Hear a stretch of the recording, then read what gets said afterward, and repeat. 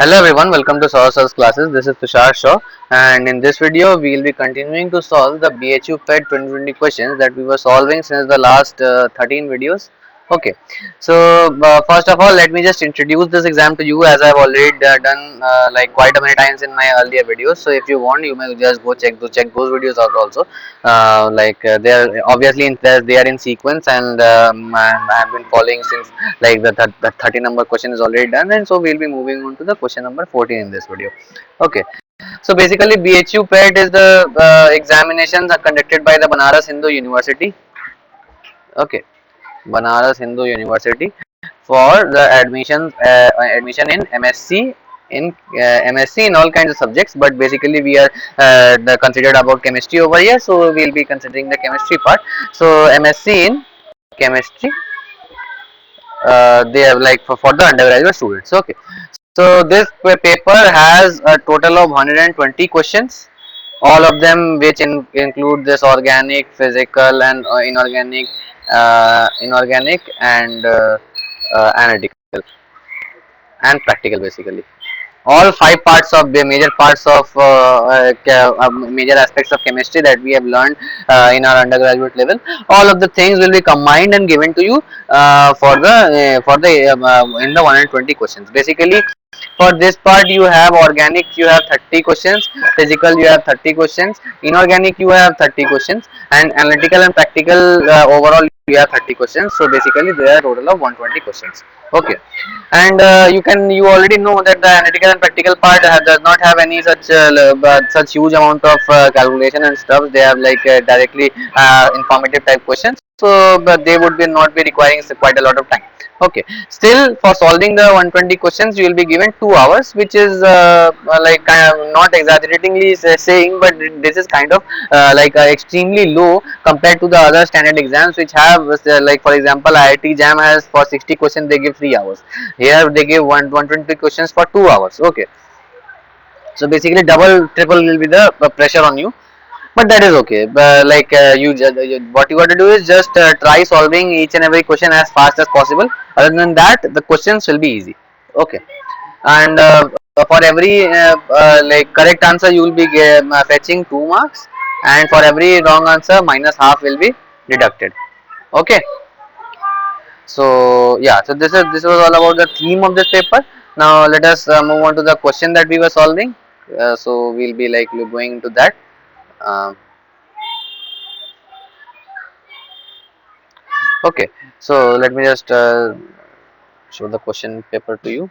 Okay, so basically it says that fructose is levorotatory, but what it is written as D glucose. So what does the D indicates? Okay, so first of all let us draw the structure of fructose. Let us see what does the D indicate.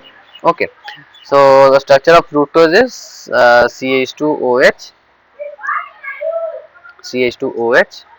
We have double bond O in between and 3 chiral carbons which have H, H, OH and H, OH, OH.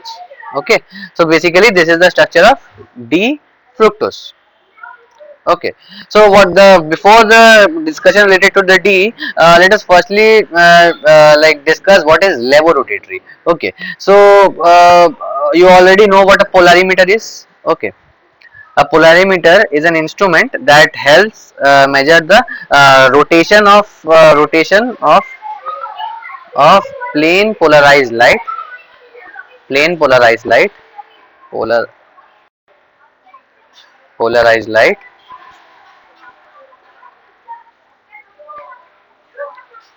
by a chiral compound. Okay, so the rotation of a plane polarized light by a chiral compound can be measured using a polarimeter. Okay, so let me just draw the polarimeter setup for you. That would be like extremely important. So we have the source of light. Okay, from there a light is originating which has its vectors in all directions. Okay, the electric field and the magnetic field vectors are there in all directions. This light is passed through a polarizer. Okay, a polarizer, where an example of a polarizer is a Nicol prism. Okay, Nicol prism or quartz prism. Okay, so on being passed with through the polarizer, basically it is a tube like thing. So on passed from the polarizer, the electric field vector directs itself only in one direction. Okay, so here we get plane polarized light. Okay, plane polarized light. Then this plane polarized light is passed through the sample tube which has the solution. Okay, the sample tube which has the solution. Okay, so here we have in this case we have fructose over here. Okay, a tube of fructose is filled and kept in front of the plane polarized light. Light is being passed through this, and then after being passed on the fructose, as fructose is a chiral compound, it will bend the plane electric field vector of the plane polarized light to some direction. Okay, so let us say it is bent in this way. And this bent light we will be looking from the analyzer, like our eye would be kept at the analyzer. Obviously our eye will be there at the analyzer. This is basically the analyzer. So from the analyzer we will be like for let us, if we draw the structure of the analyzer which is there. So at 0 degree the light was polarized. Okay, now if the light rotates this way on the left, then it is levorotatory, and if the light rotates on the right, then it is dextrorotatory. Okay, so if the light rotates on the left, it is levo, that is on the left, and if it rotates on the right, it is dextro, or which means it is it is rotated on the right. Okay, so basically what they mean is when they say fructose is levorotatory, but it can be written as d-fructose. So the statement that the phrase that fructose is levorotatory, it means that fructose on when a plane polarized light is passed through fructose, it the electric field vectors bends towards the left hand side, making it a levorotatory substance. Okay, that is why fructose is levorotatory. Okay,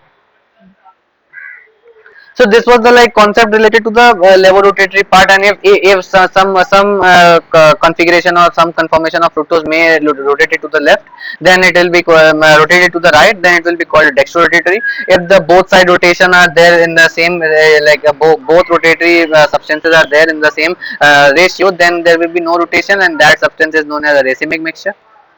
Okay, so these are the steps. Now let us come back to the main question, which is basically what does the D indicate in D-fructose? Okay, so is the position of the carbon next to the carbonyl group. First of all, let us compare. So how does this D and L nomenclature arise? Okay,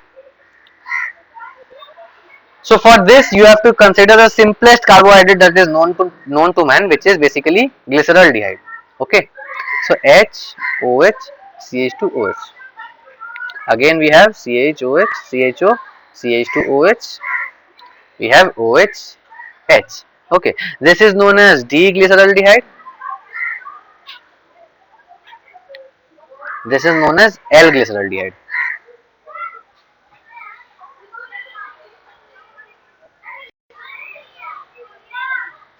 Okay, so basically you can see that D-glyceraldehyde, there's a difference between the D-glyceraldehyde and the L-glyceraldehyde, that is the position of the H and OH, which whether it is left hand side or right hand side. So you can compare that when the H is on the left hand side and OH is on the right hand side, it is named as D, and when OH is on the left hand side and IH is on the right hand side, it is named as L. Okay, now let us look at the structure of fructose. So fructose has three chiral centers. So which one will be considering? Just remember this fact that when we are naming any when we are using the DL nomenclature for or any carbohydrate, we will be you are naming you are drawing the structure with the more prior group on the above side and the lower priority group on the below side. Here we have C double bond O, a prior group on the above side, and then we have this lower group on the lower side. Okay, so then we'll be naming 1, 2, 3, 4, 5 and 6. So the chiral compound which is there low in the from the lowest priority group, that chiral compound we need to consider. So carbon number 5. So we have to compare the orientation of carbon number 5 in this case from the glyceraldehyde, and then we'll be judging whether it is D or L. Okay, so for D it is has to be H on the left and OH on the right. So you can see that in fructose, in this fructose we have D-fructose, we have H on the left and OH on the right, and that is why it is known as D-fructose. Okay. So basically, let us, from the first option you can read that position of OH on carbon next to the carbonyl group. So we have this carbonyl group over here, and next to the carbonyl group we have this chiral carbon number 3. And if we consider this chiral carbon, the OH is on the right hand left hand side, so it must have been L fructose, but that is not the case. Okay, that is not the case basically. So option A is wrong. Okay, option A is wrong. Now is it relation to the diglyceraldehyde? Yes, basically because I just explained the concept of diglyceraldehyde over here. So option B here would be the correct option, obviously. Where's the pointer? So option B here would be the correct option. Now let us check on other options also, which is basically the mutar-rotation and the conformers. So what is mutar-rotation? Mutar-rotation is basically observed in cyclic like conformation, cyclic conformations of many carbohydrates. Let us say we have. Let me just draw the structure of glucose for you. Okay.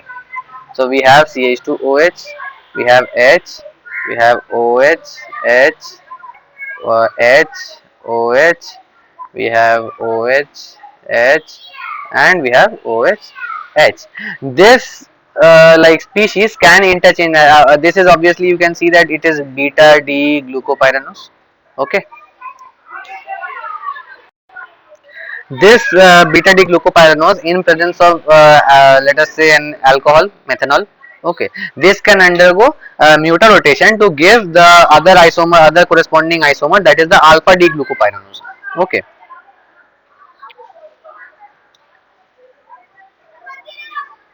so we have CH2OH, we have H, we have OH, we have H, H, OH, H, OH, HOH. Okay, I'm not drawing out the mechanism over here because this is an extremely huge mechanism, and basically this is not the the concept that is required in this question. It requires the concept of nomenclature and the polarizability. So that is the thing. So this is converted. You can see H moves above side. So this is alpha D glucopyranose. Okay, alpha D glucopyranose. This mechanism of rotating between the alpha and beta is known as mutar rotation, and obviously you can, as mutar rotation is happening in presence of MEOH, so it does not have any relation with the D nomenclature of fructose or the laboratory orientation of fructose, and that is why option C here would be the incorrect option. Okay, basically D is conformers. So nothing for conformers as such. You can see that the alpha and beta are two conformers of the same compound, but nothing as such is being discussed regarding the conformers of this compound, because we basically conformers is the different orientation in space in 3D, but that does not define the H and OH configuration for the DLN nomenclature. Okay, basically the DLN nomenclature is just arrived from this concept of diglyceraldehyde and L-glyceraldehyde. Okay, that is basically, that is the simplest carbohydrate that exists in nature. So the from the here we arrive at the correct answer. So let me just write it down. Option B here would be the correct option. Okay. So let us I hope you have learned a lot about the DL nomenclature of carbohydrates, how it is derived, and for what for whether it has a relation with the levorotatory and the dextrorotatory part of carbohydrate, the polarimeter concepts or not. The levorotatory part concept is different, and the DL nomenclature is different. This is the physical phenomenon which we observe through our eye, and the DL nomenclature is just derived. Basically, it is a made-up nomenclature which is just used so as to determine and identify properly different carbohydrates in different proportions. Okay. So I hope you have understood quite well in this video. Many concepts were explained in one video only, that is the nomenclature, mutar rotation, diglyceraldehyde, the DL nomenclature, those kind of stuff. Okay. So so let us end this video here. I guess the question number 14 as it is done. So we'll moving on to question number 15 in the next video, and then basically we'll be moving step by step in the completion of this of the whole paper. Okay, so thank you guys for this video. I'll see you guys in the next one. So yeah, so